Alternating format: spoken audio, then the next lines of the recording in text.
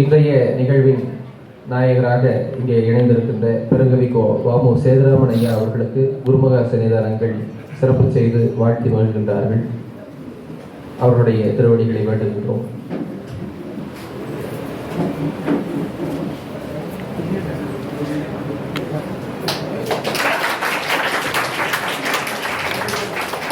விழாக்குழுவின் சார்பில் திரு மணி ஐயா அவர்கள் குருமகா சன்னிதானங்களுக்கு சிறப்பு செய்து வணங்குகின்றார்கள்.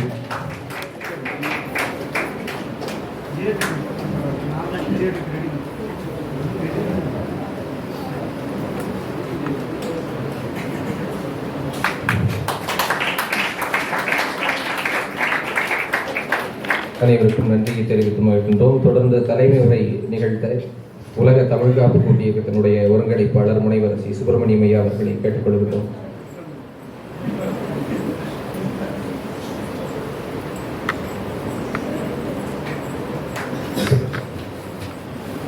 இருந்தமிழே உன்னால் இருந்தேன், இமையோர் விருந்தமிழம் என்றாலும் வேண்டேன்.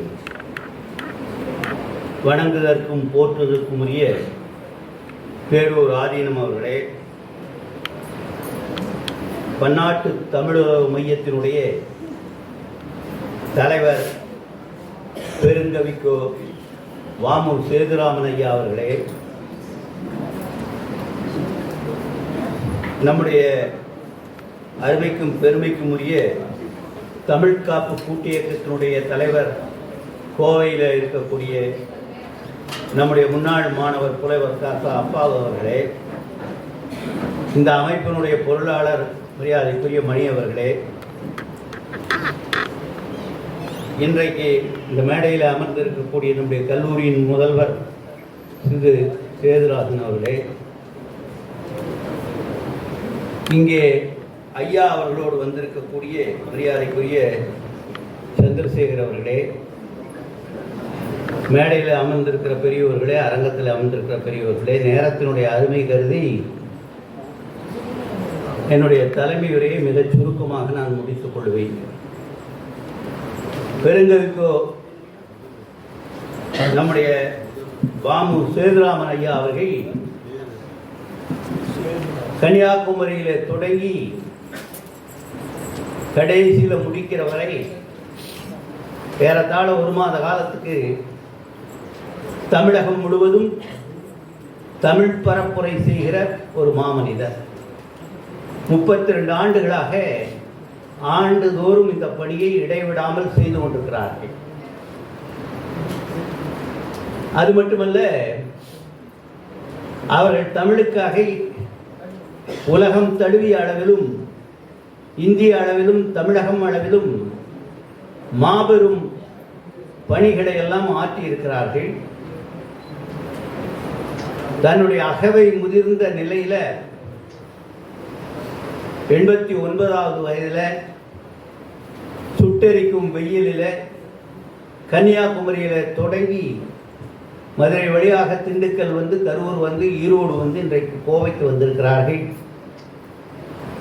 இந்த பேரூர் ஆதீனத்தை பொறுத்தவரையிலும், நம்முடைய தமிழ் கல்லூரியை பொறுத்தவரையிலும், உலக தமிழ்காப்பு கூட்டு இயக்கத்தை பொறுத்தவரையிலும், தமிழுக்கு என்று யார் குரல் கொடுத்தாலும் அவர்களுக்கு உறுதுணையாக இருப்பதில் முன்கை எடுக்கிற நிறுவனங்களாக இந்த நிறுவனங்கள் இருந்து கொண்டிருக்கின்றன. அவருடைய சாதியை பார்ப்பதில்லை, அவருடைய மதத்தை பார்ப்பதில்லை, அவருடைய அரசியல் பின்னணியை கூட நாங்கள் பார்ப்பதில்லை. எந்த அரசியல் கட்சியை சார்ந்தவராக இருந்தாலும், எந்த மத நம்பிக்கை உடையவராக இருந்தாலும் அதை பற்றி கவலைப்படாமல் தமிழ் தமிழ் என்று யார் சொல்லிக் கொண்டிருக்கிறார்களோ அவர்கள் பின்னாலே இந்த அமைப்பும் இந்த கல்லூரியும் நிற்கும் என்பதை பெருமையோடு உங்களுடைய கைதட்டலோடு நான் தெரிவித்துக் கொள்கிறேன்.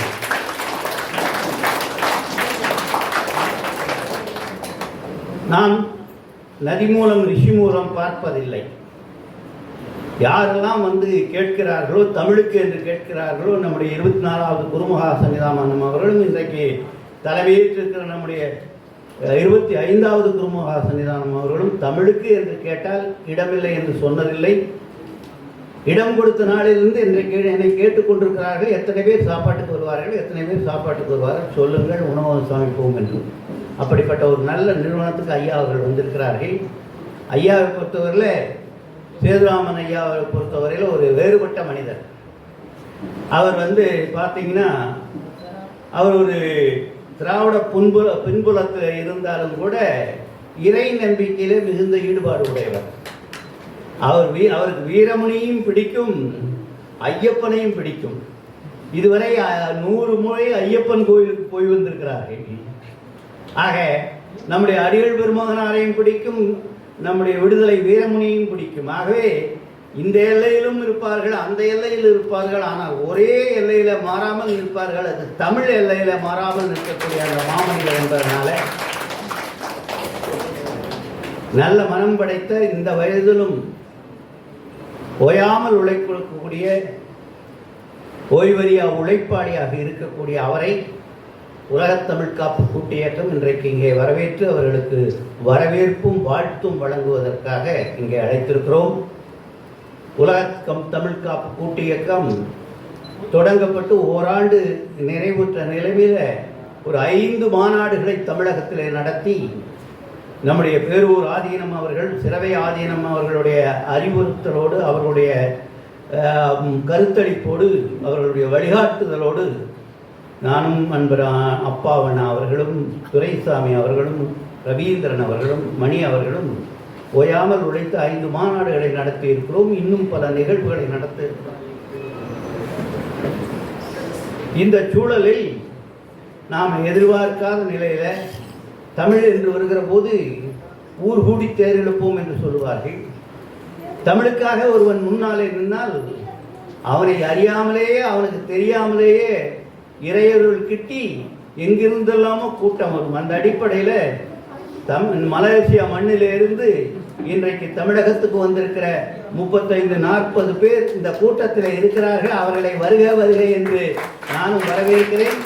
அவர்களுக்கு வாழ்த்துக்களையும் நன்றிகளையும் தெரிவித்துக் கொள்கிறோம்.